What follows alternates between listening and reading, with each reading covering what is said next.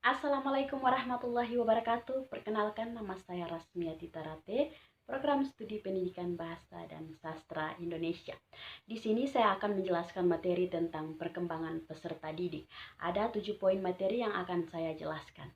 Poin pertama dapat kalian lihat di sini, ada hakikat peserta didik. Menurut pasal 1 ayat 4 Undang-Undang Republik Indonesia Nomor 20 Tahun 2003 tentang Sistem Pendidikan Nasional. Peserta didik adalah anggota masyarakat yang berusaha mengembangkan dirinya melalui proses pendidikan pada jalur jenjang dan jenis pendidikan tertentu. Yang kedua di sini ada kebutuhan peserta didik. Menjadi seorang peserta didik tentu memiliki kebutuhan. Ada 6 kebutuhan peserta didik. Yang pertama ada kebutuhan intelektual, di mana peserta didik memiliki rasa ingin tahu, termotivasi untuk mencapai prestasi saat ditantang, dan mampu berpikir untuk memecahkan masalah yang kompleks. Yang kedua di sini ada kebutuhan sosial, di mana peserta didik mempunyai harapan yang kuat untuk memiliki dan dapat diterima oleh rekan-rekan mereka sambil mencari tempat sendiri di dunianya. Yang ketiga, ada kebutuhan fisik, di mana peserta didik jatuh tempo perkembangan pada tingkat yang berbeda dan mengalami pertumbuhan yang cepat dan tidak beraturan. Selanjutnya, kebutuhan emosional dan psikologis, di mana peserta didik rentan dan sadar diri sering mengalami mood swing yang tidak terduga. Yang kelima, ada kebutuhan moral, di mana peserta didik idealis dan ingin memiliki kemauan kuat untuk membuat dunia dirinya dan dunia di luar dirinya menjadi tempat yang lebih baik. Dan yang keenam atau yang terakhir ada kebutuhan homodivinous, di mana peserta didik mengakui dirinya sebagai makhluk yang berketuhanan atau makhluk homo religius alias insan yang beragama. Selanjutnya kita masuk pada poin yang kedua, perkembangan anak usia 0 sampai 2 tahun. Pada perkembangan anak usia 0 sampai 2 tahun ini ada 3 tahap perkembangan, yaitu perkembangan kepribadian, hubungan keluarga, dan seksualitas. Yang pertama di sini ada perkembangan kepribadian. Selama masa bayi dan balita, anak-anak dengan mudah beradaptasi dan mendekatkan diri kepada orang lain. Hubungan awal anak-anak biasanya dengan orang tua mereka dan anggota keluarga lainnya.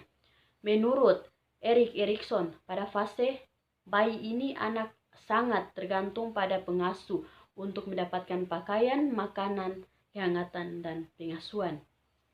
Selanjutnya ada hubungan keluarga. Hubungan pertama bayi umumnya dengan anggota keluarga, kepada siapa bayi mengekspresikan berbagai emosi, dan sebaliknya. Jika ikatan sosial dan emosional antara bayi dan keluarga rusak dalam beberapa cara, anak tidak pernah dapat mengembangkan kepercayaan, pengendalian diri, atau penalaran emosional. Dan selanjutnya ada seksualitas. Menurut Erikson, bagi bayi kontak fisik antara anak dan orang tua adalah sumber kesenangan. Kontaknya dengan ibu digabungkan dengan kemampuannya menggigit, mengisap ketika menyusui. Tampaknya merangsang refleks yang menyenangkan. Sebenarnya, bagi bayi seksual itu dalam arti responsif fisik. Selanjutnya kita masuk pada poin yang ketiga, perkembangan peserta didik usia 2 sampai 6 tahun. Yang pertama di sini ada perkembangan fisik. Pertumbuhan fisik lebih lambat, tinggi rata-rata bertumbuh 2,5 inch, berat badan bertambah antara 2,5 kg sampai 3,5 kg. Perkembangan otak dan sistem saraf tidak sepesat ketika masih bayi, dapat membuat penilaian perseptual sederhana. Dan yang kedua di sini perkembangan motorik. Pada masa ini anak sangat aktif.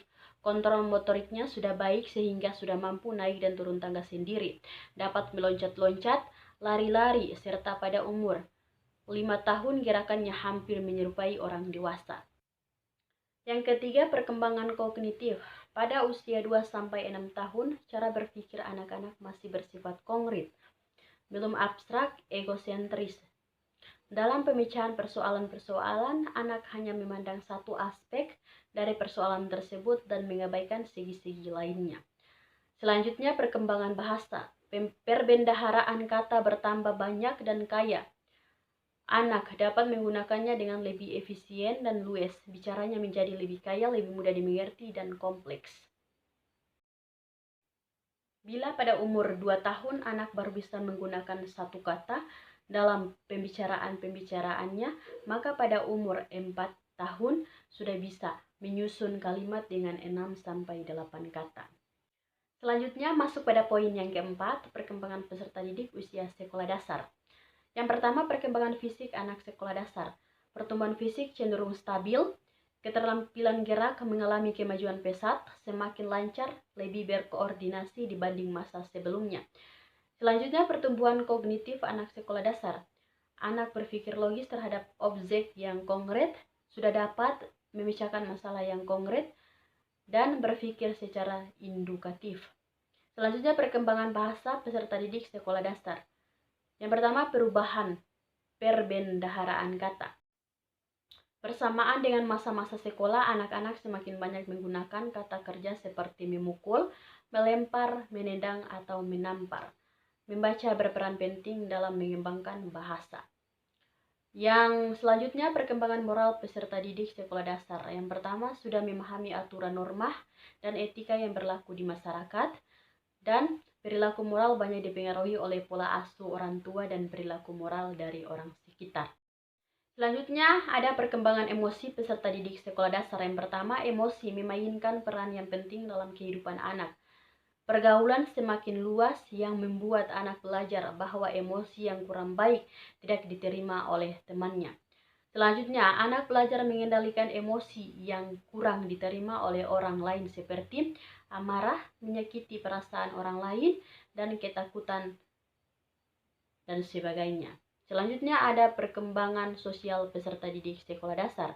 Yang pertama di sini ada perkembangan emosi, tidak dapat dipisahkan dengan perkembangan sosial, tingkah laku sosial.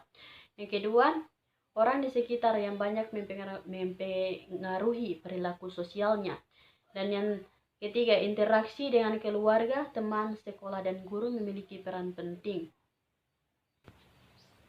Selanjutnya kita masuk pada poin yang kelima, perkembangan peserta didik usia sekolah menengah. Yang pertama di sini ada perkembangan fisik. Peserta didik usia 12 sampai 19 tahun merupakan periode remaja transisi, yaitu periode transisi antara masa kanak-kanak dan usia dewasa.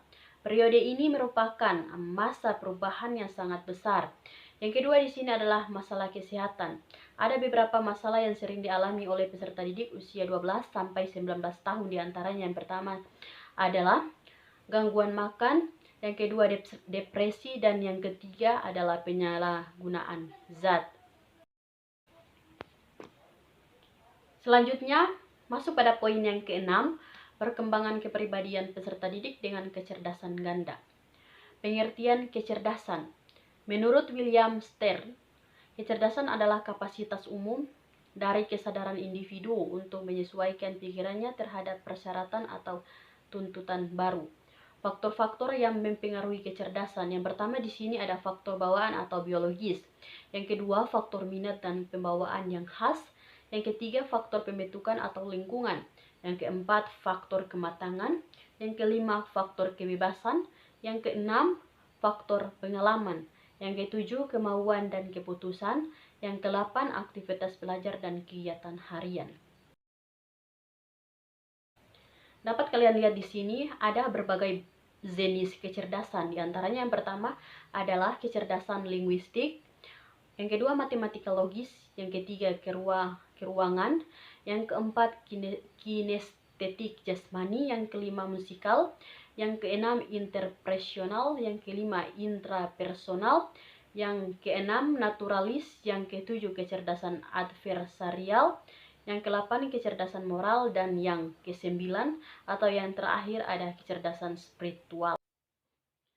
Selanjutnya mengembangkan kecerdasan ganda. Kecerdasan dapat berkembang atau tidak tergantung pada 3 faktor penting berikut. Yang pertama ada faktor biologi, termasuk di dalamnya faktor keturunan atau genetis.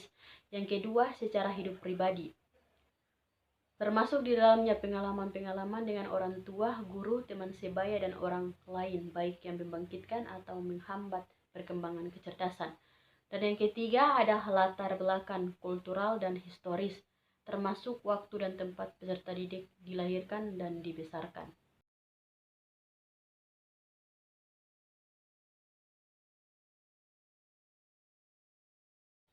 Selanjutnya kita masuk pada poin ketujuh atau poin yang terakhir, ada perkembangan kreativitas peserta didik.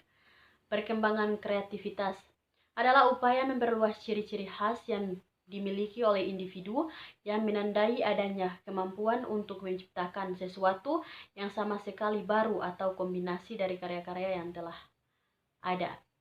Di sini ada faktor-faktor yang memungkinkan semakin berkembangnya kreativitas, yaitu yang pertama ada kemampuan berimajinasi tentang sesuatu, yang kedua kemampuan berpikir logis dalam bentuk yang sederhana, yang ketiga kemampuan menampilkan operasi-operasi mental, yang keempat berkembangnya kemauan memelihara identitas diri, yang kelima meluasnya konsep tentang ruang sudah semakin meluas, yang keenam atau yang terakhir kesadaran akan adanya masa lalu, masa kini, dan masa yang akan datang. Selanjutnya ada tahap-tahap perkembangan kreativitas. Dapat kalian lihat di sini ada 6 tahap perkembangan kreativitas. Yang pertama ada penyadaran, yang kedua persiapan, yang ketiga inkubasi, yang keempat iluminisasi, dan yang kelima verifikasi, dan yang terakhir ada tindakan kreativitas. Sekian presentasi materi dari saya, lebih dan kurangnya saya mohon maaf. Wabillahi taufiq walhidayah. Wassalamualaikum warahmatullahi wabarakatuh.